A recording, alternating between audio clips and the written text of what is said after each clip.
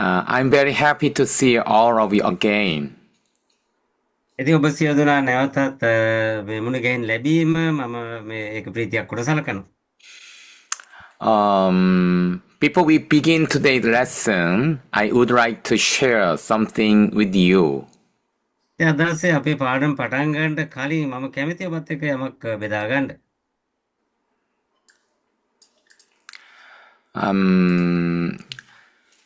For the past 2 weeks, I could not teach this class. පසුගිය සති දෙක තුන මට මේ පන්තිර උගන්වන්නට මේ හැකියාවක් නැති වුණා. I'm the pastor of a church in Korea, and I also lead a Habruta Bible School. ඉතින් මම මේ කොරියාවේ සභාවක මේ දේවගතික විදිහට වැඩ කරනවා. ඒ වගේම මම හරුටා කියන බයිබල් පාසලෙත් මම මේ සේවය කරනවා. Last week, we had a Bible camp on Jeju Island, a beautiful island in Korea. කොරියාවේ ජේජු කියන ඒ දූපතේ මේ ගිය සතියේ අපිට තිබුණා මේ බයිබල් කැම්ප් එකක්.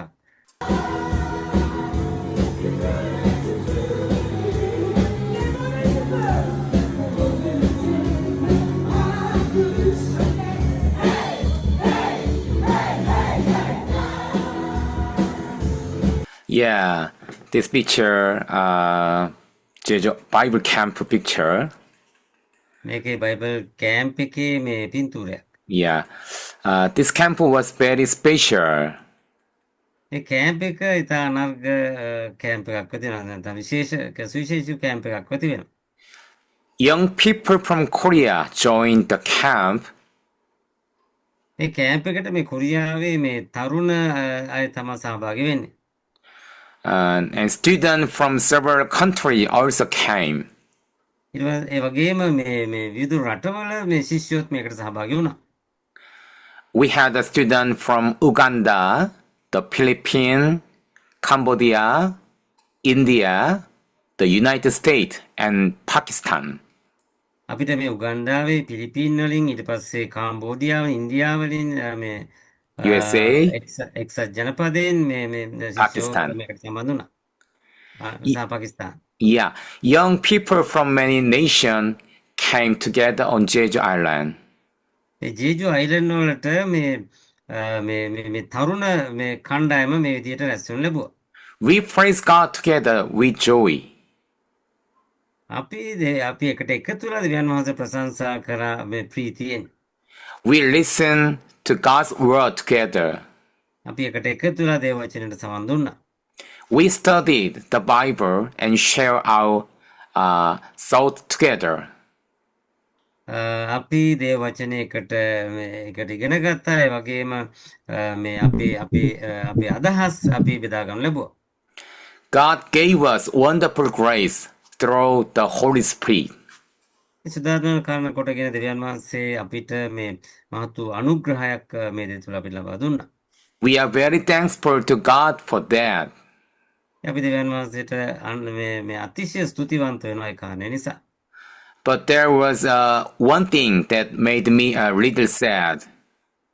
නමුත් එක දෙයක් තිබුණා මට මේ දුකක් ගැන තමයි දුක් සහිත තත්ත්වයට පත් වෙන්නා වූ. There were no students from Sri Lanka. ඒ ලංකාවෙන් මේ ශිෂ්‍යයෝ එකට සහභාගී වුණේ නැති සහභාගී වුණේ නැහැ. ඒක තමයි මට තියෙන දුක. I hope that one day we can have a Bible camp with young people from Sri Lanka too. ඉතින් මම හිතනවා යම් දවසක මේ ලංකාවේ මේ තරුණ තරුණියොත් එකතු කරගෙන අපිට මේ වගේ බයිබල් කැම්ප් එකක් මේ පවත්වන්න හැකියාව ලැබෙයි කියලා. I hope we can worship God together, study His word together, and enjoy fellowship together. මම විශ්වාස කරනවා දෙවියන් වහන්සේගේ අභිමුඛ අපිට එකට එකතුලා දේ වචන ඉගෙන ගන්න සහ උන්වහන්සේ නමස්කාර කරන්න සහ අපිට සහභාගීකම් පවත්වන්න මේ ස්වාමීන් වහන්සේගේ අනුග්‍රහය අපිට ලැබෙයි කියලා. I pray that God will make that day possible. ඉතින් මම යාඥා කරනවා ඒ දවස ස්වාමීන් වහන්සේ සිදු වෙන සලස්වන්නට කියලා. Thank you for waiting for me during the past 2 weeks. පහුගිය සති දෙක පුරාවට මාව බලාපොරොත්තු වෙන සිටියාට ඔබට ස්තුතියි. Now let's begin today's lesson. අපි අද දවසේ පාඩම අපි පටන් ගන්න යනවා. Before we begin today's lesson, let's briefly review last week's lesson. අපි අද දවසේ පාඩම පටන් ගන්න කලින් අපි ගිය සැරේ අපි කරපු පාඩම සමාලෝචනයක් කරන්න යනවා. This was the last letter Paul wrote before his martyrdom. මැසඩෝනියාවට යන්න කලින් පවුල්තුමා ලිව්වා වූ මේ ලියවිල්ලක් තමා මේ තිමෝති දෙක තිමෝති. It's like this final message to his beloved spiritual son Timothy. එයාගේ ආත්මික පුතා වන මේ තිමෝතිට මේ ඔහු අවසානයේ මේ ලියන්නව මේ පණිවිඩය තිබෙනවා මේ. The main message is clear. God the gospel and faithful preach it, even in the midst of suffering. මේ පණිවිඩය ඉතා මේ නැත්නම් දෙවියන් වහන්සේගේ පණිවිඩය ඉතා පැහැදිලිව තිබෙනවා. ඒ නම් මේ ඒ පීඩා විඳීම තුලදී පවා විශ්වාසවන්තව ඒ දේශනාවේ යෙදී සිටින කියන කාරණය. මේ සුභාරංචිය දේශනා කරන්න කියනෝ කාරණය. Last week we looked at the author of 2 Timothy. අපි ගිය සතියේ මේ දෙක තිමෝති අපි අධ්‍යයනය කරා. First, 2 Timothy chapter 1 verses 1 and 2 clearly tell us that Apostle Paul wrote this letter to his beloved son in faith, Timothy. තිමෝති එකේ ඉඳලා දෙක දක්වා කොටසේ සඳහන් වෙනවා ඔහුගේ ප්‍රේමවන්ත පුත්‍රයා වන ආත්මික පුත්‍රයා වන ඒ තිමෝතිට මේ ලියවිල්ල ඔහු ලිව බව සඳහන් කරලා ලබනවා. Paul introduced himself as the apostle of Christ Jesus and addresses Timothy as his beloved son. ඒ වගේම පවුල්තුමා මේ හඳුන්වා දෙනු ලබනවා ඔහු ගැන සහ මේ යේසුස් වහන්සේ ගැන සහ තිමෝති ඔහුගේ ප්‍රේමවන්ත පුත්‍රයා සම්බන්ධව. Second, the author used the first person pronoun I about 47 times throughout the letter. මේ ලියවිල්ල පුරාවටම මම කියන වචනය 47 වතාවක් සඳහන් වෙන ලැබ තිබෙනවා. This shows that the writer is describing his own experience, suffering, ministry, and personal thought. මේකෙන් පෙන්눔 කරන ලබනවා මේක ලියන්නව පුද්ගලයා ඔහු විස්තර කරනවා ඔහුගේ මේ එක්ස්පීරියන්ස් එක ඊට පස්සේ ඔහුගේ පීඩා විඳීම ඔහුගේ සේවය සහ ඔහුගේ පුද්ගලික ඒ කාරණාවල් නැත්නම් පුද්ගලික ඔහුගේ ඒ කාරණාවල් සඳහන් කරනවා. Third, the author had a very close relationship with Timothy. ඒ වගේම මේ තිමෝති සමග ඉතා සමීප සම්බන්ධයක් තිබුණු බව සඳහන් වෙනවා. He knew Timothy's family, his sincere faith, and even his childhood. මේ ඔහු දැනගෙන හිටියා මේ තිමෝතිගේ පවුල සම්බන්ධව ඔහුගේ විශ්වාසය ගැන සහ ඔහුගේ ළමා කාලයේ සිටම මේ ඔහු ගැන දැනුවත්ව සිටියා. He mentioned Timothy's grandmother Lois and his mother Eunice, showing a deep personal relationship. ඔහුගේ ගැඹුරු සම්බන්ධය පෙන්වන්නට ඔහු සඳහන් කළේ ආච්චි වන මේ ආච්චි ගැන සහ ඔහුගේ මේ අම්මා වන යුනිකි කියනව ඒ අය ගැන ඔහු සඳහන් කරනවා. All of these details clearly show that the author of 2 Timothy is the Apostle Paul. මේ කාරණා සියල්ල තුල පැහැදිලි කරන ලබන මේ දෙක තිමෝති මේ අපොස්තල පවුල්තුමා විසින් ලියන ලැබූ බව. Not only in chapter 4, but throughout this letter, Paul given many comments to Timothy. හතරවෙනි පරිච්ඡේදයේ පමණක් නෙවෙයි මේ ලියවිල්ල පුරාවටම මේ තිමෝති සම්බන්ධව කාරණා පවුල්තුමා සඳහන් කරනවා. Paul repeatedly tell Timothy what he must do as a servant of Christ. ඉතින් ඔහු තිමෝතිට සඳහන් කරන දෙවියන් වහන්සේගේ දාසයා විදිහට ඔහු විසින් කළ යුතුයම තිබෙන කාරණා සම්බන්ධව.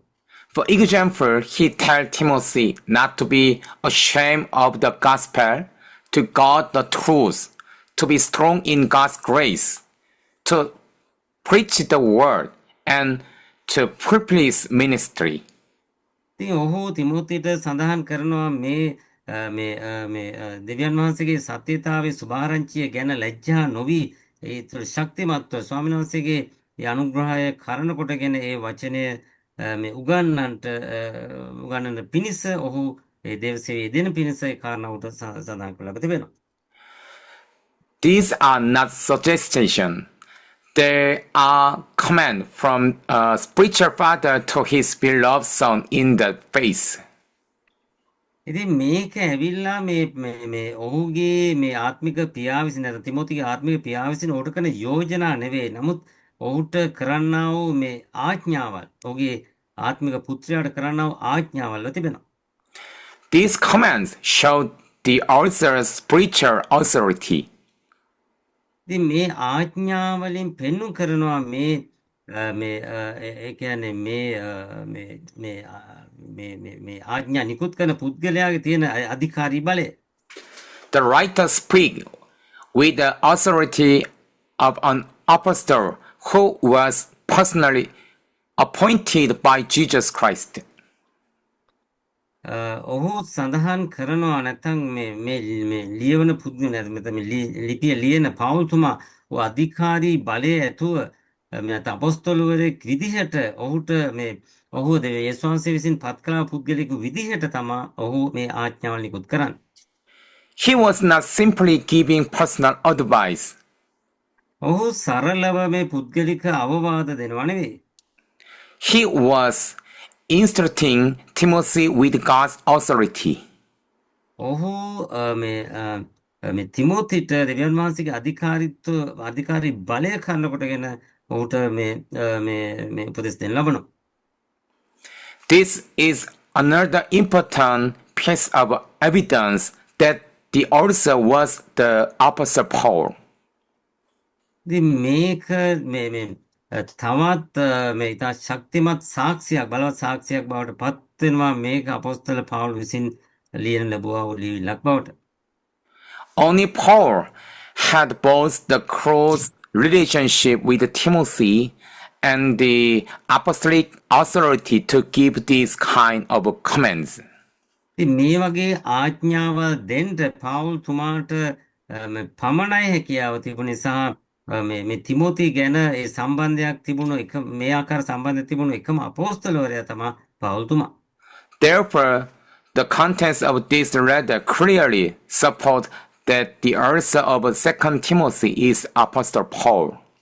ඉතින් මේ නිසා මේ ලියවිල්ලේ අන්තර්ගතයට අනුව ඒක උදව්වක් වෙනවා මේ දෙවෙනි තිමෝති අපොස්තල පවුල් විසින් ලියන ලැබුවා වූ ලියවිල්ලක් බවට සනාථ කිරීමට. Okay, when and where was this letter written? මේ ලිපිය නැත්නම් මේ ලියවිල්ල කවද්ද ලිව්වේ කොහෙදද ලිව්වේ? We can find the answer by looking at Paul's situation when he wrote this letter. ඉතින් මේකට පිළිතුර අපිට හොයාගන්න පුළුවන් පවුල්තුමා සිටපු තත්වය මේ ලිපිය ලියන වෙලාවේදී ඔහු සිටපු ඒ තත්වය හඳුනා ගැනීම තුළ. Paul was imprisoned in Rome twice. පවුල්තුමා මේ රෝමේ දෙසරයක් මේ සිටගතව සිටියා. The first imprisonment was around AD 62. ඔහුගේ පළවෙනි සිරගත වීම ක්‍රිස්තු වර්ෂ 60 සිට 62 දක්වා කාලේ. During that time, Paul lived under house arrest. මේ කාලය තුල පවුල්තුමා මේ නිවාස අඩස්සි තමා ඔහු සිරගත කරන ලැබ සිටි. He was able to receive visitor, preach the gospel, and he even expect to be released. ඒ වගේම මේ කාලය තුල ඔහුට මේ විසිටර්ස්ලා හිටියා නැත්නම් ඔහු බලන්න එන පුද්ගලයෝ හිටියා ඊට පස්සේ දේවචනේ උන්ට මේ දේශනා කරන්න උඩ හැකියාව ලැබුණා ඒ වගේම ඔහු බලාපොරොත්තු වෙන සිටියා ඔහු නිදහස් කරයි කියලා. However, the second imprisonment was very different. නමුත් දෙවෙනි සිරගත වීම ඉතා වෙනස් වූ තත්වයක තිබුණා. It took place around AD 64 to 68 during Nero's severe persecution of Christians. ඒ නීරෝගේ මේ කිතුනුවන්ට විරුද්ධව මේ පීඩා කරපු කාලය වන මේ ක්‍රිස්තුවර්ෂ 64 කාලේ තමා මේ ඔහුගේ දෙවෙනි සිරගත වීම සිදුවනු ලැබුවේ. After great fire of Rome, Nero blamed the Christians and began to persecute them. මේ රෝමයේ අති විශාල ගින්නක් ඇති වුණාට පස්සේ මේකේ මේ බ්ලේම් එක නැත්නම් මේකේ චෝදනාව නීරෝ ක්‍රිස්තියානි කාරණ වෙතට තමා මේ පැටවුවේ සහ ඔවුන්ට ඔහු ඒ දේ තුළ පීඩා කරනු ලැබුවා. As one of the leaders of the early church, Paul was arrested again and placed in prison. ඉතින් මේ මුල් සභාවේ මේ නායකයෙක් විදිහට නැත්නම් නායකයන්ගෙන් කෙනෙක් විදිහට පවුල්තුමා නැවතත් මේ කාරණය නිසා සිරගත කරනු ලැබුවා. The situation described in 2 Timothy fits this second imprisonment much better. මේ තත්ත්වය තුළ මේක පැහැදිලි කරන ලබනවා මේ 2 තිමෝති ඒ කියන්නේ උන්වහන්සේ මේ පවුල්තුමාගේ දෙවෙනි සිරගත වීම ඉතා බරපතල තත්ත්වයක තියෙන බව. Many of his co-workers had already left him. ඔහුත් එකට එකතුව වැඩ කරපු බොහෝ අය මේ වෙනකොටත් ඔහු හැරගොස් තිබුණා. Only a few faithful believers remained with him. ඉතින් ඒ ඇදහිලිවන්ත මේ විශ්වාස මේ නැත්නම් ඇදහිලිවන්ත මේ කියන්නේ විශ්වාසවන්ත ඇදහිලිවන්තයන් කිහිප දෙනෙක් පමණක් ඔහු සමග නතර ලැබුවා. Most importantly, Paul knew that his earthly life was coming to an end. ඉතින් තා වැදගත් දෙයක් විදිහට පවුල්තුමා දැනගෙන හිටියා ඔහුගේ මේ පොළවේ ජීවිතය අවසන් වීගෙන යනවා බව. He was no longer expecting to be released. ඉතින් ඔහු තවදුරටත් බලාපොරොත්තු වෙන්නේ නැහැ ඔහු මේ හිරබාරෙන් ඔහු නිදහස් කරයි කියලා. For this reason, most scholars believe that Second Timothy was written in Rome, prison around AD 64 to 68. ඉතින් ඒ නිසා මේ දේව වචන සම්බන්ධ විශාරද බයිබල් විශාරදයෝ ඔවුන් විශ්වාස කරනවා 2 තිමෝති ලියන ලැබේ රෝමේදී ඔහු සිරගත වෙලා ඉන්න වෙලාවේදී ක්‍රිස්තු වර්ෂ 64 සහ 68 යන කාලය අතරතුර කියලා. Although 1 Timothy and 2 Timothy appear next to each other in our Bible, they were... okay. Okay. අපේ බයිබලයේ මේ පළවෙනි තිමෝති 2 තිමෝති නැත්නම් 1 තිමෝති 2 තිමෝති මේක එක ළඟ සඳහන් තිබුණත් they were written in very different situations. ඒවා ලියනු ලැබුවේ මේ ඉතාමත් වෙනස් වූ අවස්ථාවන් කියන්නේ අවස්ථාවන් දෙකක් තුල. In 1 Timothy, Paul still hoped that he would be released and continue his ministry. පළවෙනි තිමෝතිවලදී ඔහු විශ්වාස කරා නැත්නම් පවුල්තුමා විශ්වාස කළා ඔහුව ඔහුව ඒ හිරබාරේ නිදහස් කරලා ඔහුට ඒ දේව සේවය නොකඩව කරගෙන යන්න හැකියාව ලැබී කියලා. But 2 Timothy, he knew that his race was almost finished. නමුත් 2 තිමෝතිවලදී ඔහු විශ්වාස කළා නැත්නම් ඔහු දැනගත ඔහුගේ දිවීම දැනටමත් ඔහු සම්පූර්ණ කරමින් සිටින බව. So it is, yeah. Okay. So it is not simply another letter.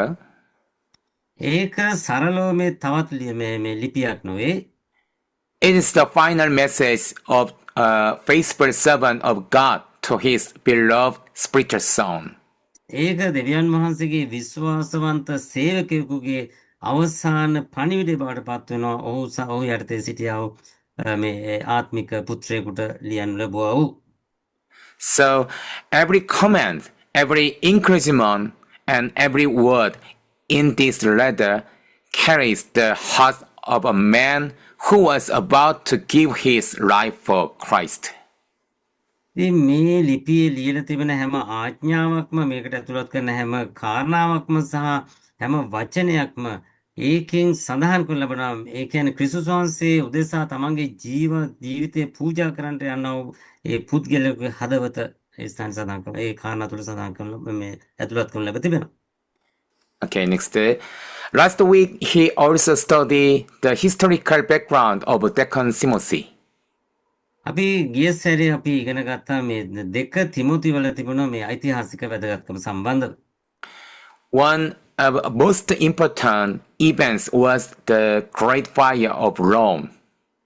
ඉතින් ඉතා වැදගත් නැත්නම් කාලේ සිදුවන ඉතා වැදගත් කාරණයක් වෙ තිබුණේ මේ රෝමේ ඇති වුණා වූ ඒ බලවන්ත වූ නැත්නම් රෝමේ බලවත් ගිනි ගැනීමක් ඇතිවීම. In AD 64, a great fire broke out in Rome. ක්‍රිස්තුවර්ෂ 64 දී මේ දැවැන්ත ගින්න රෝමේ ඇති වුණ ලැබුවා. The fire burned for several days and destroyed much of the city. ඉතින් මේ ගින්න දවස් කිහිපයක් මේ පැවතුණා සහ මේ නගරේ බොහෝ දේවල් විනාශ වෙන්න ලැබුවා. Many people lost their home, and the whole city was filled with fear and confusion. මේ බොහෝ දෙනෙක්ගේ තමගේ නිවාස අහිමි වුණා. ඉතින් මුළු නගරේම බයෙන් මේ නැත්නම් බයෙන් විරාන්ත වෙලා සිටියා සහ ඔවුන් වියවුල් තත්ත්වයක තමයි සිටියේ. Many people believed that Nero himself was responsible for the fire. ඉතින් බොහෝ පුද්ගලයන් බොහෝ මිනිසයන් විශ්වාස කළා මේ නීරෝම මේ ගින්නට වගකිය යුතුයි කියලා. To avoid the blame, Nero accused the Christian of starting the fire. ඉතින් මේ චෝදනාවෙන් නිදහස් වෙන්න නීරෝ මේ චෝදනාව ක්‍රිස්තියානි නැත්නම් කිතුණුවන් පිට ඔහු පාරන ලැබුවා. As a result, Nero's persecution of Christians became much more severe. ඒකේ ප්‍රතිඵලයක් විදිහට මේ නීරෝ කිතුණුවන්ට මේ පීඩා කරන්නට පටන් ගත්තා ඉතා බරපතල ලෙස. Paul was also arrested during this time because he was one of the leaders of the early church. ඒ මුල් සභාවේ නායකයන්ගෙන් එක්කෙනෙක්ව මේ පවුල්තුමා සිටපු නිසා ඔහුවත් මෙන්න මේ කාරණය නිසා අත්අඩංගුවට ගන්නු ලැබුවා. What did this situation cause? මේ තත්ත්වය තුළ මොකද්ද මේ ඇති වෙනු ලැබුවේ? Paul's imprisonment struck many believers. පවුල්තුමා මේ සිරගත වීම නිසා බොහෝ ඇදහිලිවන්තයන්ට මේක යම්කිසි බලපෑමක් ඇති කරනු ලැබුවා. Nero's persecution and Paul's arrest changed many people's heart. ඉතින් මේ නීරෝගේ පීඩා කිරීම සහ පවුල්තුමාගේ හිරබාරයට ගැනීම බොහෝ දෙනෙකුගේ හදවත් වෙනස් කරනු ලැබුවා. First, many believers became afraid. පළමු කොට බොහෝ ඇදහිලිවන්තයන් මේ බයටපත් වුණා. They realized that anyone who followed Christ could also be arrested or even killed. ඉතින් ඔවුන් අවබෝධ කරගත්තා ක්‍රිස්තුස් වහන්සේ අනුගමනය කරන්නේ කවුද? ඒ හැම කෙනෙක්ම අත්අඩංගුවට අරගෙන මේ ඔවුන් මරණයට පාපත් කරන්න පුළුවන් කියලා ඔවුන් ඒක දැනගන්න ලැබුවා. Because of that fear, some believers became ashamed of the gospel. ඉතින් මේ බය නිසා සමහර ඇදහිලිවන්තයන් දේව වචනයද සුභාරංචිය ගැන ඔවුන් ලැජ්ජාවටපත් වුණා. They were also ashamed of Paul because he was in prison. පවුල්තුමා සිරගත වීම නිසා පවුල්තුමා ගැනත් ඔවුන් ලැජ්ජාවටපත් වුණා. Some believers even left the church and gave up their ministry. සමහර පුද්ගලයන් ඔවුන් සභාව අත්හැරන ලැබුවා සහ ඔවුන් දේව සේවයෙන් පවා ඉවත් වෙනු ලැබුවා. Another abandoned Paul because they were afraid of being connecting with him. ඉතින් මේ අත්හැරීම නිසා ඔවුන් බයෙන් සිටීම නිසා can you repeat it, Professor? abandoned Paul because they were afraid of being connected with him. ඉතින් මේ දේ නිසා පවුල්තුමා සමග සම්බන්ධ වීමට ඔවුන් බය වෙනු ලැබුවා. වගේ කතාවක් කියන. Yeah, Paul even say that no one stood with him to defend him during his first trial. ඉතින් පවුල්තුමා ඔහුව සඳහන් කරනවා මෙන්න මේ කාලය තුල ඔහු සමග නැත්නම් ඒ කියන්නේ මේ පළවෙනි පීඩා කාලය තුල ඔහු සමග සිටීම ඔහු සමග සිට ගැනීමට මේ කෙනෙක් හිටියේ නැහැ කියලා සඳහන් කරනවා. Can you imagine how lonely Paul must have felt? ඉතින් ඔබට හිතා ගන්න පුළුවන්ද කොයි වගේ හැඟීමක් තනිකමේ හැඟීමක් පවුල්තුමාට ඇති වෙන්න ඇද්ද කියලා. He had spent his entire life preaching the gospel, planting church and serving God's people. ඉතින් ඔහුගේ ජීවිතේ පුරාවටම ඔහු මේ දේව වචනේ දේශනා කරමින් සභාවල් ගොඩනගමින් මේ දෙවියන් වහන්සේට සේවය කිරීමෙන් තමයි මේ කාලය ගත කරනු ලැබුවේ. Yet, when he was suffering the most, many people left him. නමුත් ඔහු පීඩාවට පත් වුණාට පස්සේ නැත්නම් පීඩාව විඳින වෙලාවේදී බොහෝ අය ඔහු අත්හරින්න ලැබුවා. This was one of the loneliest and most difficult time in Paul's life. පවුල්තුමාගේ ජීවිතේ මේ කාලය ඇවිල්ලා ඉතා බරපතල හුදකලා තත්වයක් සහ දුෂ්කර තත්වයක් තුළ ගමන් කරන කාලයක්ව තිබුණා. However, Paul did not lose his faith. නමුත් කෙසේ නමුත් පවුල්තුමාගේ ඇදහිල්ල ඔහු නැති කරගන්න ලැබුවේ නැහැ. Almost people left him. The road never left him. සියලුම මනුෂ්‍යයන් අතහැරියා දෙවියන් වහන්සේ ඔහු අතහැරන්න ලැබුවේ නැහැ. That is why Paul could continue trusting God and encouraging Timothy to remain faithful. ඒ නිසා තමා පවුල්තුමාට දෙවියන් වහන්සේ තවදුරටත් විශ්වාස කරමින් මේ ඉදිරියට ගමන් කිරීමට හැකියාව ලැබුණේ. ඒ වගේම මේ පවුල්තුමා තිමෝතිට මේ අවවාද දෙන්නේ ඒ විශ්වාසවන්තකම තුළ රැඳී සිටින්න කියලා. This is also an important lesson for us today. ඒ වගේම මේක අද දවසේ සිටිනව අපිට ඉතා වැදගත් පණිවිඩයක් වෙන වැදගත් මේ පාඩමක්ව තිබෙනවා. People may disappoint us and even close-friendly may leave us. ඉතින් සමහර වෙලාවට අපිව මේ අපහසුතාවයට පත් කරනවා සමහර අය. ඊට පස්සේ අපේ සමහර අපේ යහළුකම් අතහැරලා ඔවුන් මේ අපි නිවත් කරනවා. But the Lord never abandons his children. නමුත් දෙවියන් වහන්සේ උන්වහන්සේගේ දරුවන් කිසි ලෙසකින්වත් අත්හරින්න ලබන්නේ නැහැ. Therefore, our confidence must not be in people, but in our faithful God, who is always with us. ඒ නිසා අපේ විශ්වාසය මනුෂ්‍යයන් මත නෙවෙයි අපි සමග නිතරම සිටිනා වූ දෙවියන් වහන්සේ කෙරෙහි අපි තබා ගත යුතු තිබෙනවා. ආගේ හැරි මයික් එකක් ඔන් වෙලා ඔෆ් කරන්න ප්ලීස්. Okay, next page. එයා දැනගන්න ඕනේ දැන් මොකද ගලවන්නේ? මයික් එකක් ඔන් වෙලා ඔෆ් කරන්න please. Okay. Now, let's begin studying the main text of 2 Timothy. අපි දැන් මේ දෙක තිමොති වල ප්‍රධාන මේ පාඩය අපි මේ අධ්‍යයනය කරන්න යනවා. We can summarize 2 Timothy like this. දෙක තිමොති මෙන්න මේ ආකාරයට අපිට සාරාංශගත කරන්න පුළුවන්. Paul commanded Timothy and the believer in Ephesus to keep and preach the gospel even in suffering. පවුල්තුමා ආඥා කරනවා තිමොතිට සහ යදීවන්තයන්ට මේ ඔවුන්ගේ සුභාරංචිය ප්‍රකාශ කිරීම ඒ පීඩා කාලය තුලදී පවා ඒක නොකඩවා කරගෙන යන්න කියලා. Chapter 1 teaches, do not be ashamed of suffering, keep the gospel. පළවෙනි පරිච්ඡේදය සඳහන් කරනවා මේ පීඩා ගැන ඔබ ලැජ්ජාවටපත් වෙන්න එපා. මේ සුභාරංචිය ඔබ ඒ මත ඔබ රැඳී සිටිය යුතුයි කියලා. Paul encourages believers to endure suffering by sharing his own experience in prison.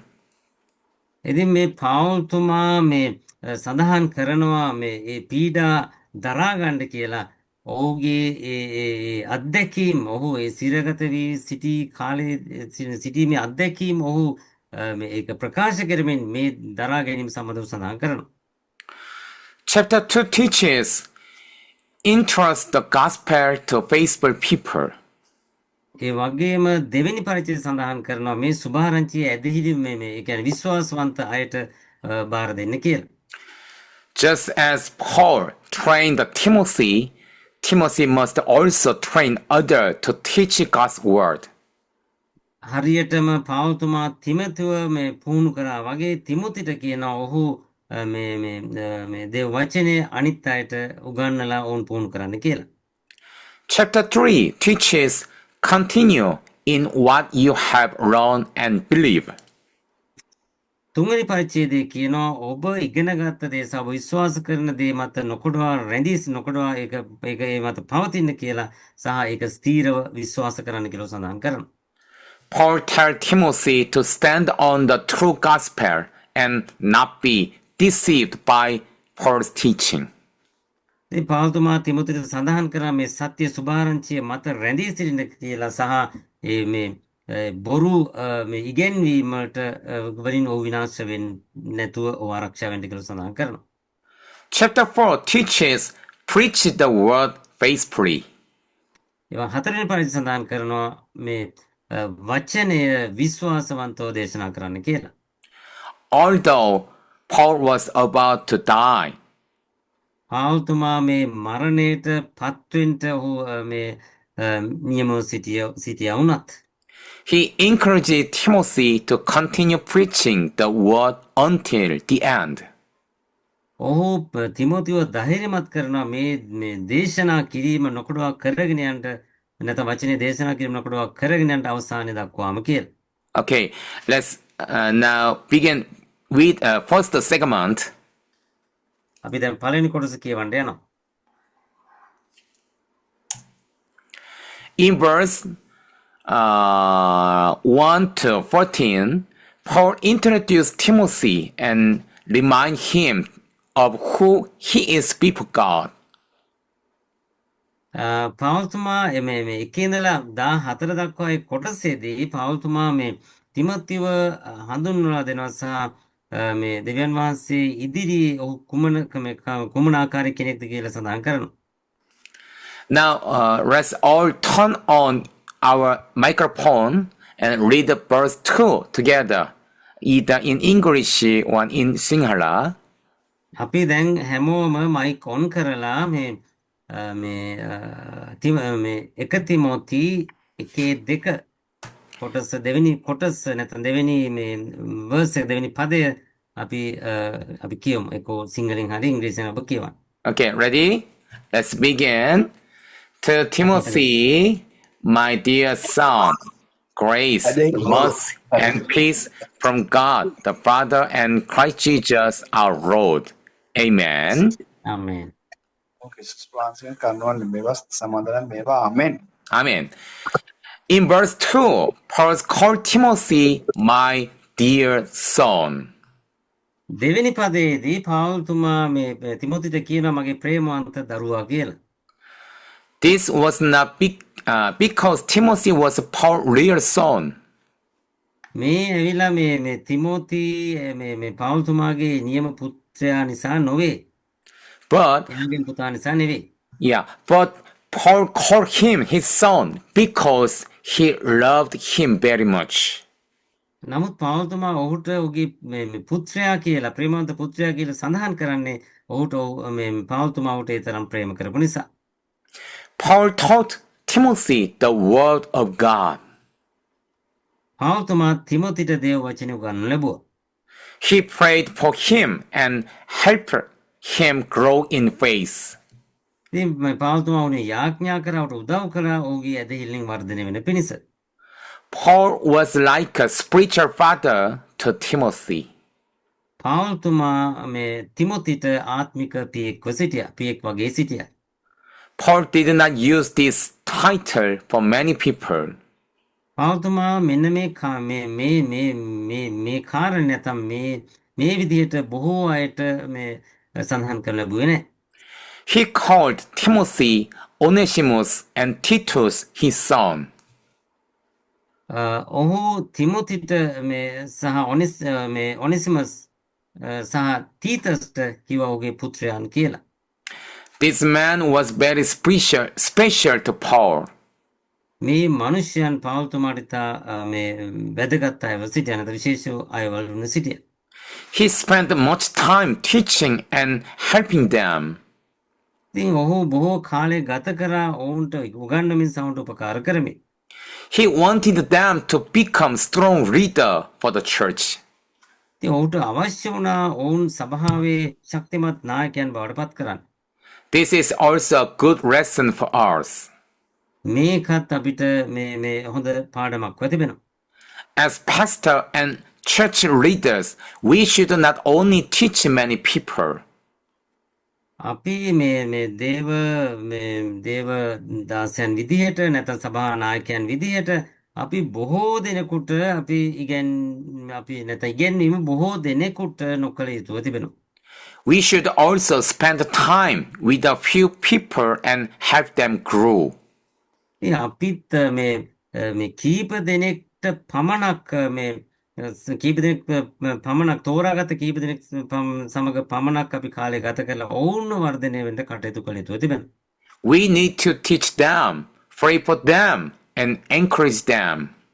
අපි ඔවුන්ට උගන්විය යුතු තිබෙනවා, ඔවුන් සහ ආඥා කළ යුතු තිබෙනවා, සහ ඔවුන්ව ධෛර්යමත් කළ යුතු තිබෙනවා.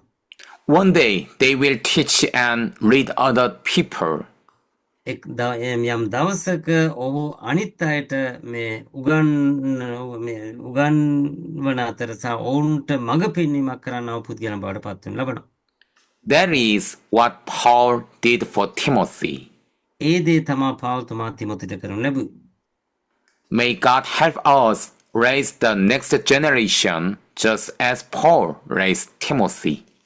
පාවුල්තුමා තිමොතිව ගොඩනැගුවා වගේ දෙවියන් වහන්සේ අපිටත් ඊළඟ පරම්පරාව ගොඩනගන පිණිස අපිට උපකාර කරන සේක්වා. Okay, now let's read verse 4 together. අපි 4 වෙනි පදේ අපි එකට එකතු වෙලා කියමු. හැමෝම මයික්‍රොෆෝන් ඔන් කරලා මේ එකට කියමු. Okay, recalling your tear, I long to see you so that I may be filled with joy. Amen. ආමේන්. Amen. In verse 4, Paul remembered Timothy's tears. 4 වෙනි පදයේදී පාවුල්තුමා මතක් කරනවා තිමොතිගේ කඳුළු සම්බන්ධව. Why was Timothy crying? ඇයි තිමොති අඬමින් සිටින්නේ? Timothy was a young pastor. තිමොති ඇවිල්ලා මේ තරුණ දේවදාසෙක්ව සිටියා. Leading a church was not easy for him. මේ සභාවක් පාලනය සභාවට මඟ පෙන්වීම කියන එක උට ඉතා පහසු දෙයක් තිබුණේ නැහැ. There were false teachers in the church. සභාවේ මේ බොරු ගුරුවරු සිටියා. Some people did not listen to Timothy. සමහර අය මේ තිමොතිට ඇහුම්කන් දුන්නේ නැහැ. Some people spoke against him and against the gospel.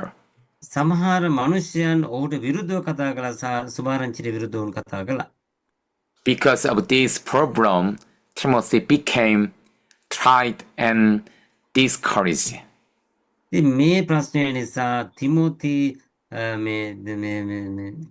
ඇවිල්ලා ඔහු මේ අධෛර්යයටපත් වුණා සහ ඔහු මේ ඒ දේ තුළ ඔහු පීඩනයටපත් වුණා. Sometimes he even cried. සමහරවිට ඔහු ඇඬුවා. Paul knew about Timothy's pain. ඉතින් පාවුල්තුමා දැනගෙන හිටියා මේ තිමොතිගේ වේදනාව සම්බන්ධව. He understood Timothy's heart because Paul had also suffered many hard times.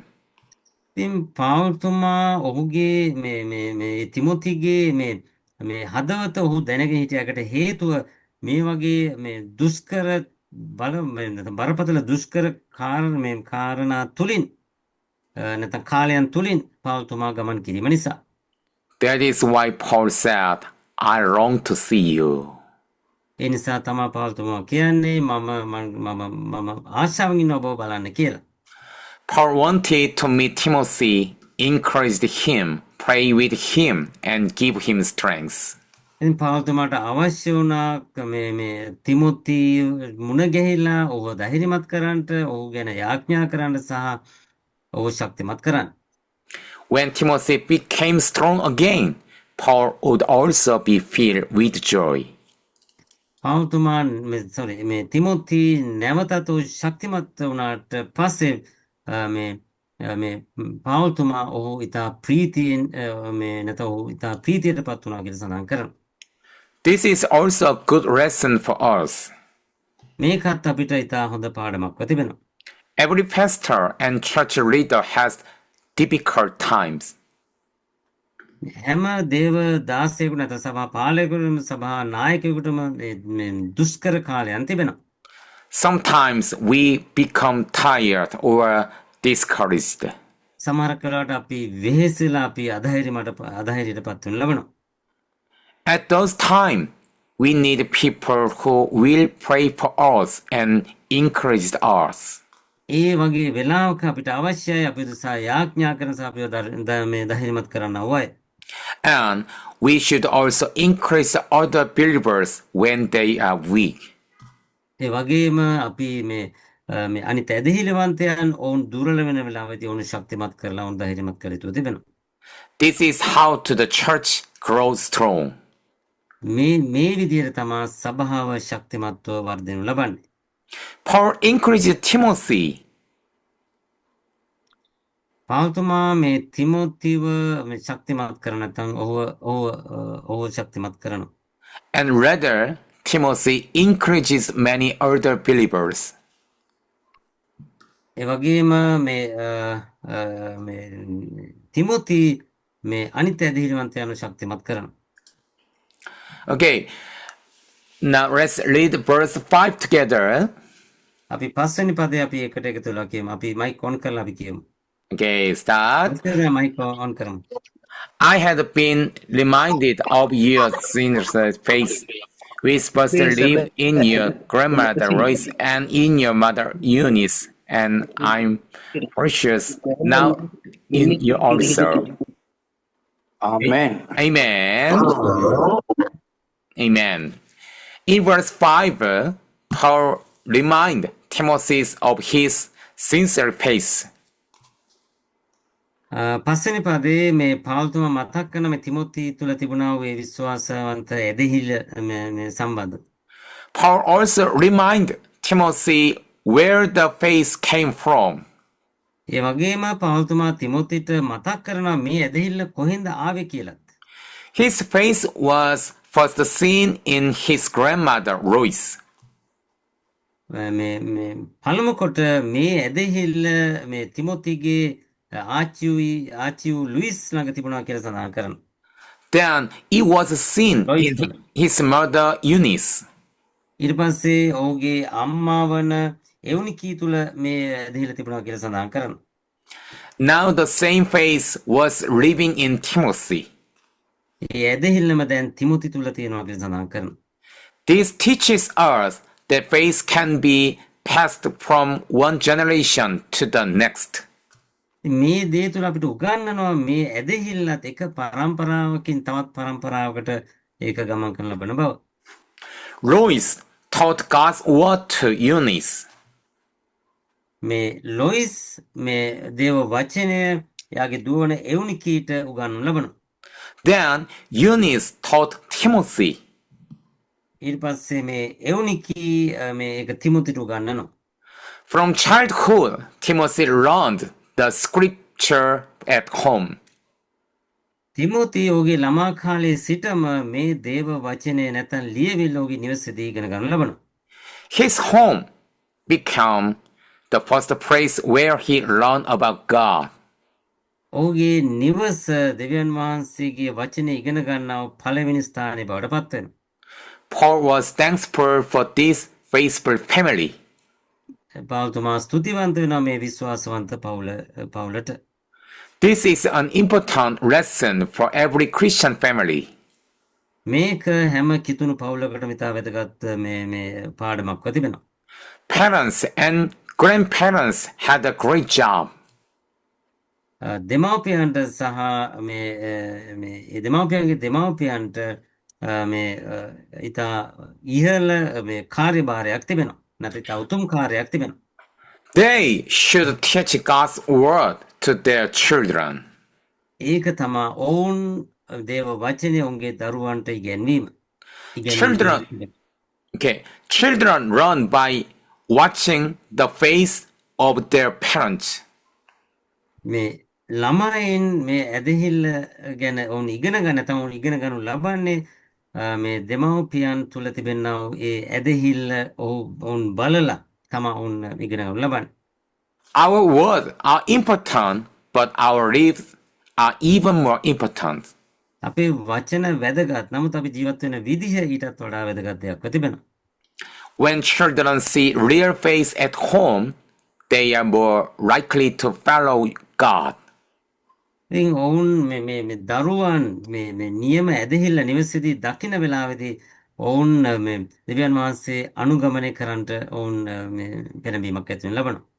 May God help us leave a strong face for the next generation, just Rose and Eunice did for Timothy.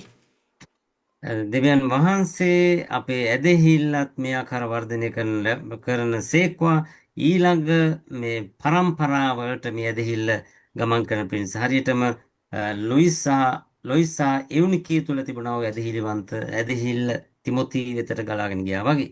Amen. Amen. Let's read verse 6 together. අපි 6 වෙනි පදය අපි එකට එකතු වෙලා කියමු. Okay, start. For this reason, I remain you to fan into flame the gift of God, which in you through the rain up on my hand. Amen. Amen. In verse 6, Paul reminds Timothy about the gift God gave him. 6 වෙනි පදයේ පවුල්තුමා තිමොතිට සඳහන් කරනවා දෙවියන් වහන්සේ ඌට දුන්නා වූ දීමන සම්බන්ධව. God had already called Timothy to serve him. දැන් මේ තව වැඩක් වීඩියෝ එකක් දානවා. දෙවියන් වහන්සේ තිමොතිට ඔහුගේ ඔහුට මේ වෙනකොටත් නැත්නම් ඒ වෙනකොටත් ඔහු දෙවියන් වහන්සේට සේවය කරන පිණිස කැඳවීම දීලා තිබුණා. God also gave him the gift he needed for ministry. කාල වේල නිදහසේ මේ කාගේ හරි මයික් එක ඔන් වෙලා ඔෆ් කරන්න ප්ලීස්. ඒ වගේම දෙවියන් වහන්සේ මේ තිමොතිට දීලා තිබෙන ඔහුගේ සේවයට අවශ්‍ය කරන දේ දීමනාත් ඔහුට දීලා තිබුණා. Paul laid his hand on Timothy and prayed for him. පවුල්තුමා තිමොතිගේ අත තබලා උත්සාහය ආඥා කළා. This showed that Timothy was chosen for God's work. ඒ වගේම ඔවුන් දැක්කා මේ තිමොති ඇවිල්ලා දෙවියන් වහන්සේගේ ඒ වැඩේ කරන පිණිස තෝරාගත්තා වූ පුද්ගලෙක් කියලා. But Paul said, "Fan into flame the gift of God." පවුල්තුමා සඳහන් කරනවා මේ දෙවියන් වහන්සේගේ ඒ දීමනා ඒ ක්‍රියාත්මක කිරීම සම්බන්ධව. A small fire can become weak if no one take care of it. ඒ කුඩා ගින්නක් මේක දුර්වල වෙන්න පුළුවන් මේ ඒ ගැන මේ වැඩි සැලකිල්ලක් දක්වන්නේ නැත්තම්. But if you add more wood and blow on the fire, it becomes strong again. නමුත් ඒ සුළු ගින්නට අපි දර එකතු කරලා මේක මේ තාත වර්ධනය කරනවාද මේක බලවත් ගින්නක් බවට පත් වෙනවා. Paul used this picture to teach Timothy. පවුල්තුමා මේ පින්තූරය මේ තිමොතිට උගන්වන පිණිස පාවිච්චි කරා. Do not let your gift become weak. ඉතින් ඔබේ මේ ඒ දීමනා දුර්වල වෙන්න ඔබ මේ ඉඩ තියන්න එපා. Keep using the gift God has given you. දෙවියන් වහන්සේ ඔබට දීලා තිබෙන දීමනා ඔබ නොකඩවා පාවිච්චි කරමින් සිටින්න. Keep serving, keep praying, and keep teaching God's word. දේව වචනය මේ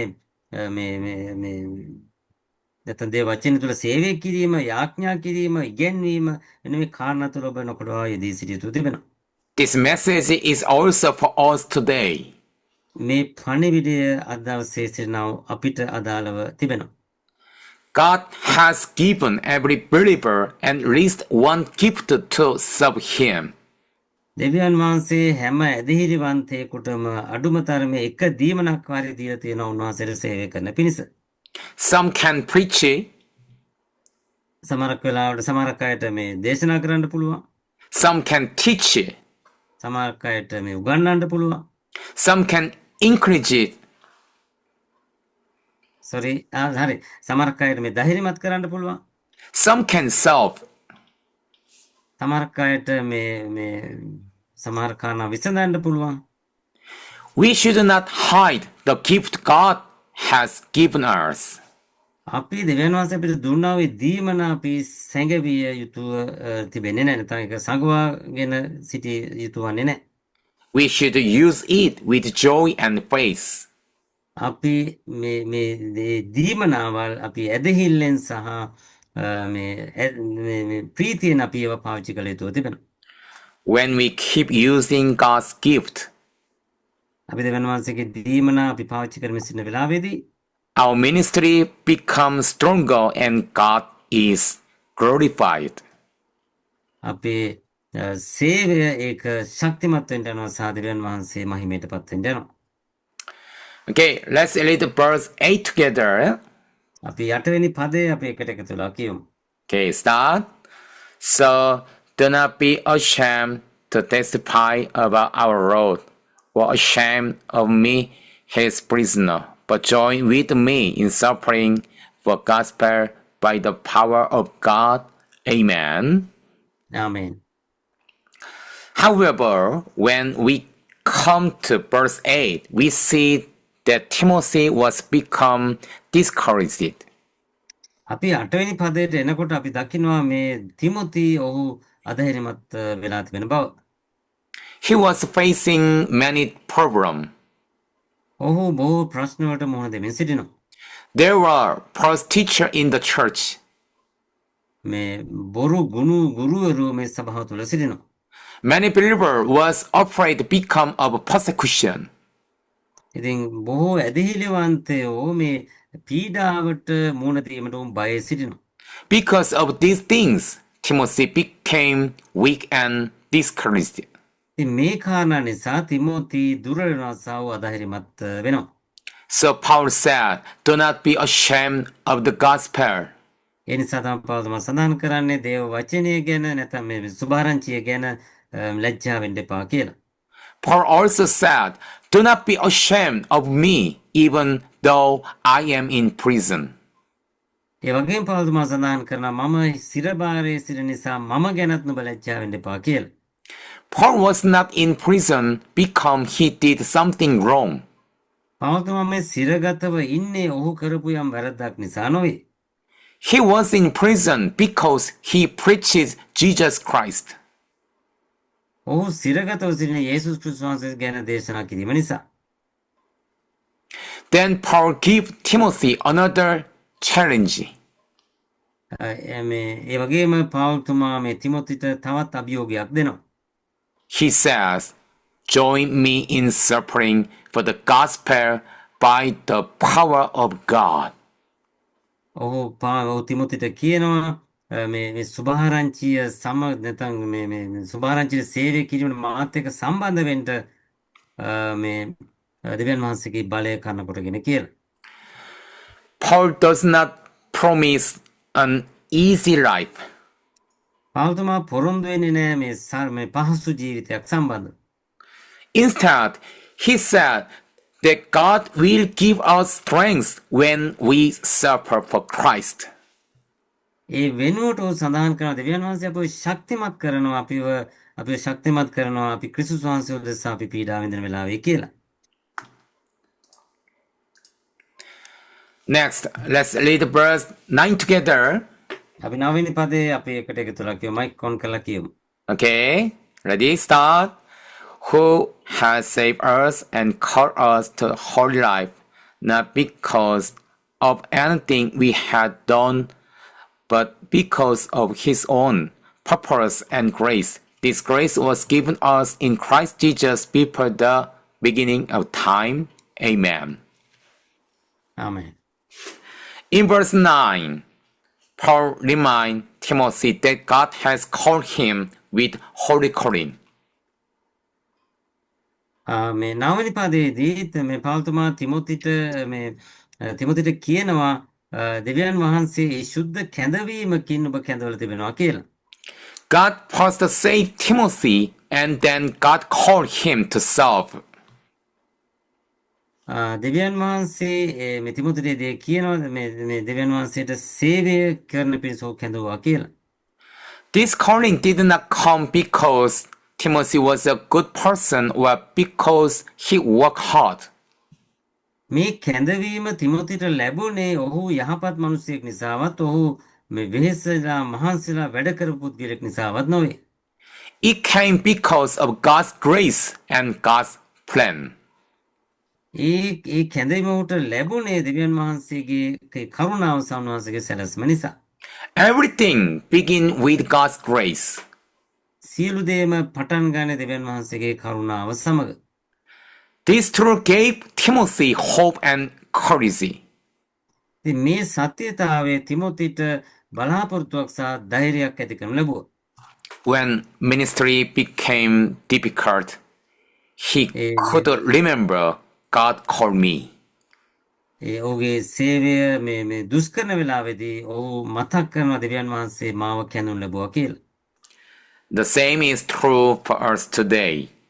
මේ සත්‍යතාවය අද දවසේ අපිටත් ඒ ආකාරවම බලපාන ලැබෙනවා නැත්නම් මේ අදාළ වෙනවා. God has also called each for us to serve Him. දෙවියන් වහන්සේ අපි එකිනෙකා උන්වහන්සේගේ සේවය පිණිස කැඳවනු ලැබ තිබෙනවා. When we remember God's grace and His calling, අපි දෙවියන් වහන්සේගේ කරුණාව සහ උන්වහන්සේගේ කැඳවීම අපි මතක් කරන වෙලාවේදී we can continue serving Him with faith even in difficult time. දුෂ්කර කාලයේදී වුණත් උන්වහන්සේ කෙරේ ඇදහිල්ල ඇතුව උන්වහන්සේට සේවය කිරීම නොකොඩවා කරගෙන යෑමේ හැකියාව අපිට ලැබෙනවා. Okay, let's read verse 13 to 14 together. අපි මේ 13 සහ 14 පද අපි එකට එකතුලා කියමු. Ready? Start. When you heard from me, keep as a partner of sound teaching, with faith and love in Christ Jesus.